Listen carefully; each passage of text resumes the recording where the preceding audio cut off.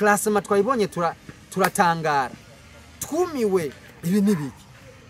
eske ibi bintu muribaza ko tuzovyereka abana bacu bizibukwa by'ukuri ibikorwa bigiye bitandukanye muno mwaka aho yuri ama stage agiye atandukanye mbere no hanze y'igihugu twibuke yakoze na tour muri Europe aherekeje ba Sagbi aherekeje ba Kiriku aba Double J kanabandi urabona ko yari umuntu yitanze jewe na Mona na Landry twatanze video duteba mu posta amavote ngo jewe Mona urumva yari Amipro iyi ni stat ya Amipro yari Amipro Mona Warda Landry ngo batanze ngo video ngo bateba mu nyumvira bino bi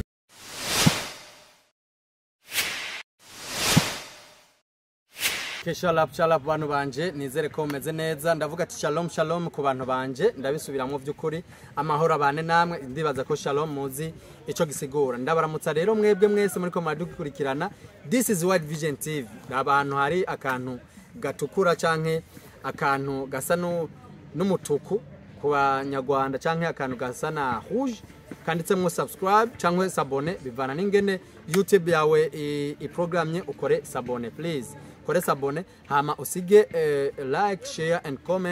comment zanyu ziranyubaka comment zanyu zirubaka industry tuba turiko turakora so guys ku mazina yiwanje ni Pastor Nahimana ayo niyo mazina papa na mama bampaye nyitwa Israel Hangagimana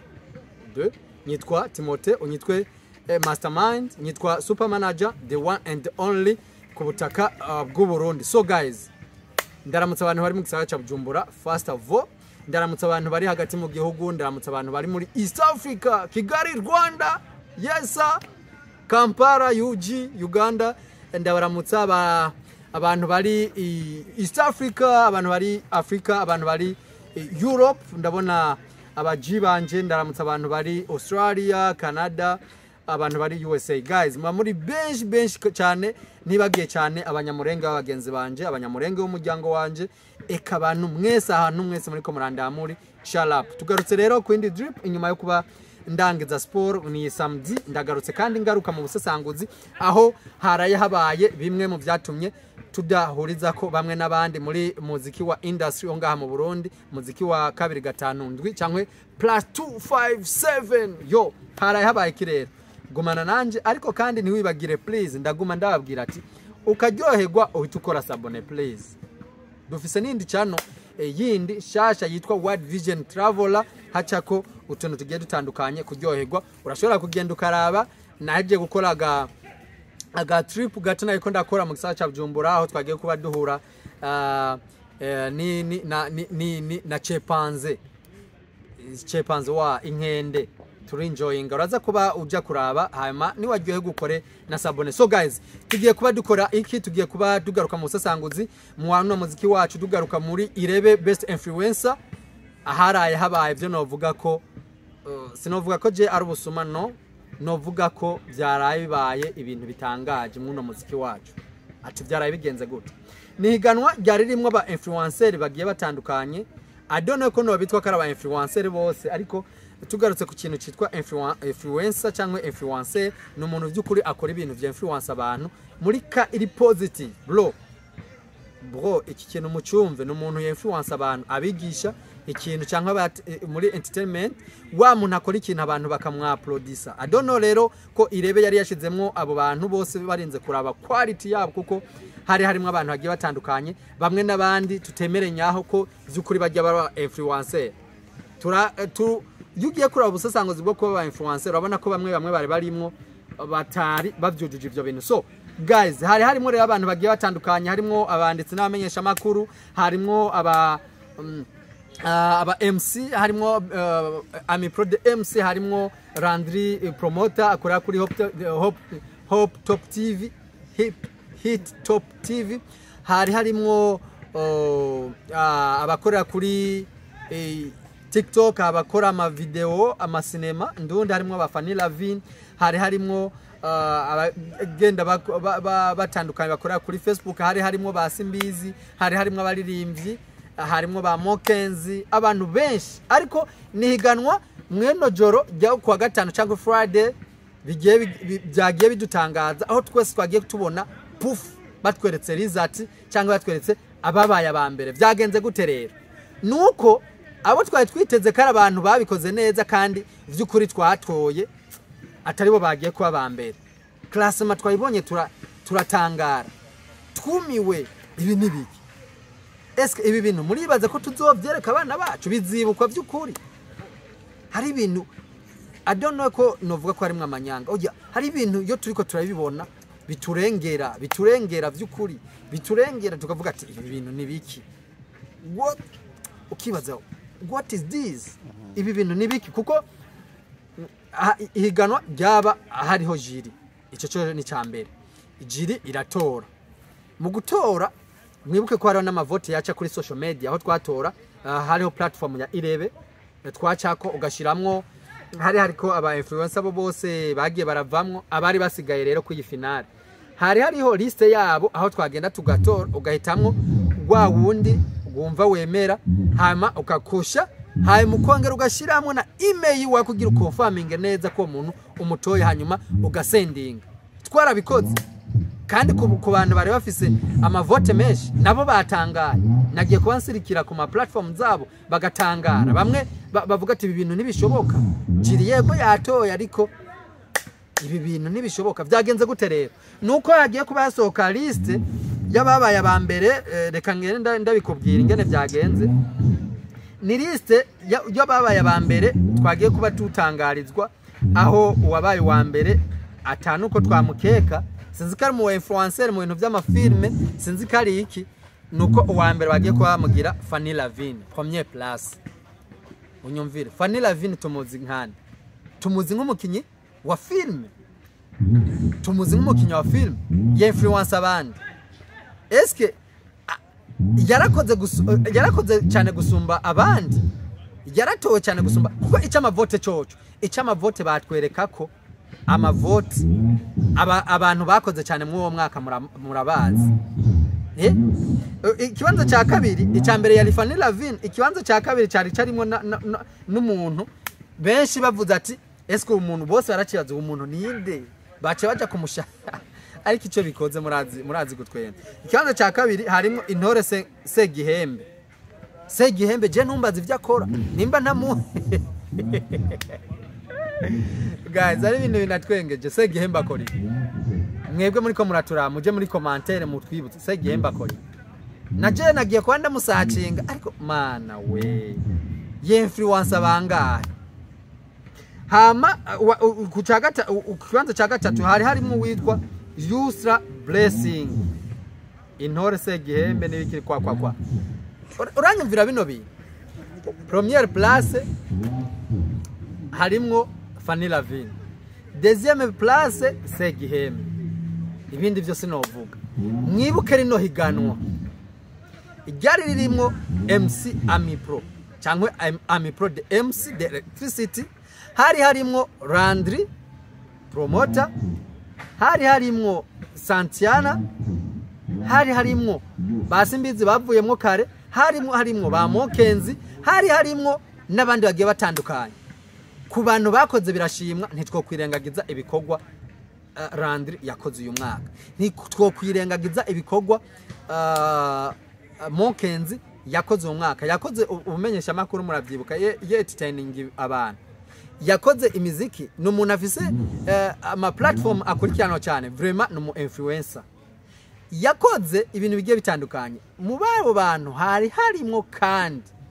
the one and only Amipro the MC ibice 80 kwijana y'amasho yabaye ngaha mwa kino gihugu ariwe yayabereye MC ibi bintu mu vyumva yakoze twagiye turaba rero bamwe mu bariko barabivuga ko aho yagiye asaba bino bintu bigiye bitandukanye batwereka amavuta kuko ku kintu cyuko ari mu influencer mwiza icyo ntacyo twokwirirwa n'umuntu yukurikiranye neza ibikorwa akora ari influencer abantu n'umuntu ashobora guhagurutsa ari kuri stage ashobora guhagurutsa abantu kuri show bakumva baryohewe nagiye kubansirikira rero kuri platform yiwe yaba ama status n'ayandi aho yagiye asubiramwe ibikorwa amajambo akurikira mu ndabire amajambo yagiye kubashikiriza yavuze ati ngo video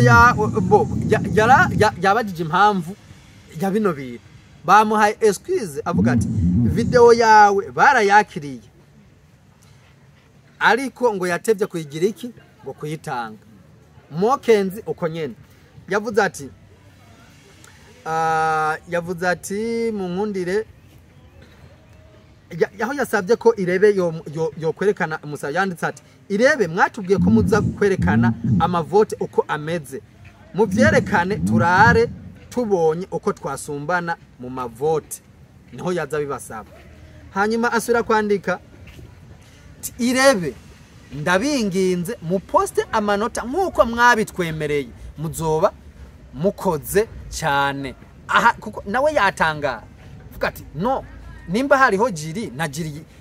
yibajije ku mavote none jiri yego jiri itazi ibikorwa yakoze ninde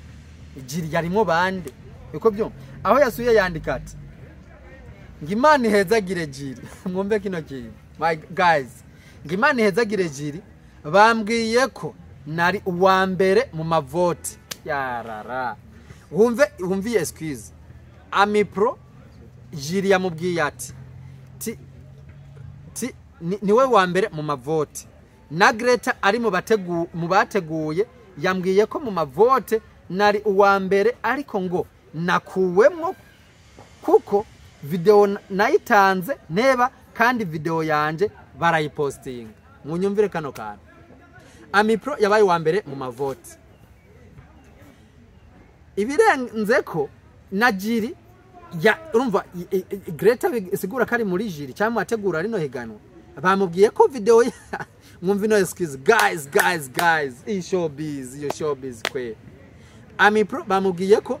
ngo video yiwe yayitanze harenze ariko mwibuka ko video yiwe iri mu za post muzo bapostinze ko ziri mu mahiganwa ariko muranyumvira kano kana umuntu arakoze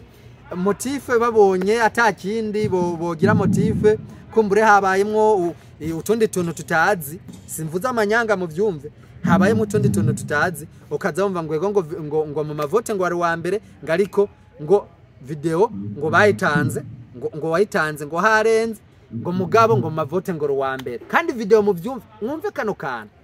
tugende bukebo video yayitanze hatevye mugabo video wacu bayishira mu mahiganwa encore niyo ikubisa marokoro iba ya mbere mu mavote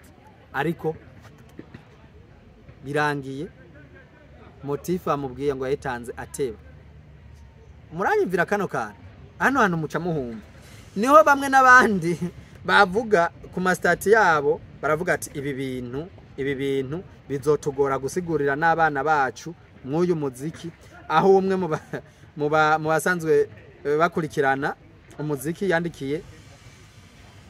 ati none ko mwari mwadukuyemwo kubera iki video zacu mwazakiriye hama muratubwira duhimirize abantu badutore hama kuri finale muranaposta muzi ko tutarimo jewe nshaka gusa mutwereka amavote turabe ko uko twagenda dusumbana hama Ami Pro asubiramo ati murakoze irebe finale kumbwira ko nari uwa mbere mu mavote mukankuramwo kubera natevye kuronka video hama mukana yipostinga muri finale ndabasavye mu poste gusa amavote amavote uko yakurikiranye muzo mukoze ngo umwe mu bakurikirana ibintu hafi yavuze ati Mona Warda Randri promoter et Ami Pro de MC ont été exclus de la compétition à raison du retard dans la soumission de leurs vidéos. Urumva n'ivyandi nayiko ndavuga urumva ngo impamvu ni kubera iki ngo batevye gutanga intuze ama video yabo hama ndiko ndaraba umwe mu bakunzi b'umuziki ndondi aho yavuze ati mu Burundi bisigaye bitugoye none tuzizera ikintu cy'ukuri by'ukuri ryari aya mapost yose ndiko ndasoma na ma screenshot nakoze ku ma status yabo murashobora kuba muyaraba kuri platform ya White Vision TV kuri kuri Instagram no kuri page ya Facebook vyamaze kwa mushika kwa nyuma mukavyisomera ariko rero nk'umusesanguzi ndaza avuga ati eske ibi bintu muribaza vy'ukuri kari histoire muriko murubaka mu bana muribaza kibi bintu bizibukwa n'abana bacu eske muribaza kiyiseve muriko muratuma bamwe n'abandi biyanga muribaza combien de fois muriko muragira kuko sinkekeranya bo bari bashizeho 3 millions cyangwa ibindi byose bihembo bari bashize ivyo sivyo baharanira ku bisanzwe bajya sajya amafaranga barakene by'ukuri ko habaho kuvugizanya ukuri ko habaho ikintu gifise vivacité ikintu gifise ukuri bakubaka CV fuka ati iyi award nari ndayimerita bigaragaza ko naba mwagize abambere nabo batangaye niko gusa tutarabaronka tuganire nabo niki nabo botangara ibi bintu nabwo nawo babaza barazi ko ibi bintu bwabo maybe bavuze ukuri babaye open bakaba ouvert bovuga ati nukuri vraiment ibi bintu harimo akantu bisigira iki ibintu bidusigira akantu hazogera yaho tuja wumva ngo hateguwe competition hano mu gihugu cyacu nitwirirwe turajamo kuko 100% hano mu gihugu cy'u Burundi turabazi kandi abafana twabaye desespéré nta bintu kabisa nta bintu ariko ndabaza vy'ukuri ibintu bizohera ryari nk'umuntu ategura ihigano cyangwa award akayitegura neza gushika yaho yumva ko ari mukuri irebe yoyo 100% yakubise ico yashaka kuko tuvyibukanye irebe ibikeneye visibility kuko kugumushyaringa ibintu vya irebe yo yarayigeze kure kuko mission yayo ndibaza sindayivugiye ndibaza yarayigiye hagaragara twarayimenye iratrendingwa barayiposta ndemera cyane ndagaruka cyane ku mwigeme wacu umu influencer yitwa muramuzi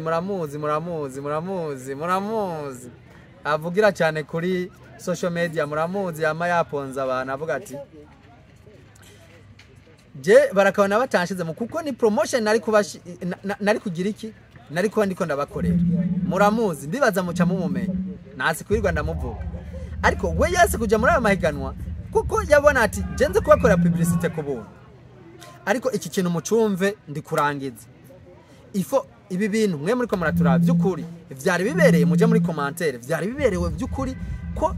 twoguma mwaye no bintu yuko umuntu abo wa mbere motive akacatanga ngo yateze gutanga video kandi iyo video yagiye no mu mahigano muri ko muravyumva bino bintu ibi bintu rero turabe nimba bikosogwe tunihanganisha abari biteze kwa mu kibanza ca mbere aba promoter twaraye tubonye urwego rwanyu aba promoter mwese mwakoze promotion ku bantu mukunda Imana ibahezagire ndababwira ko ejo cyangwa hirya yejo tuze turavuga kumbure bizogira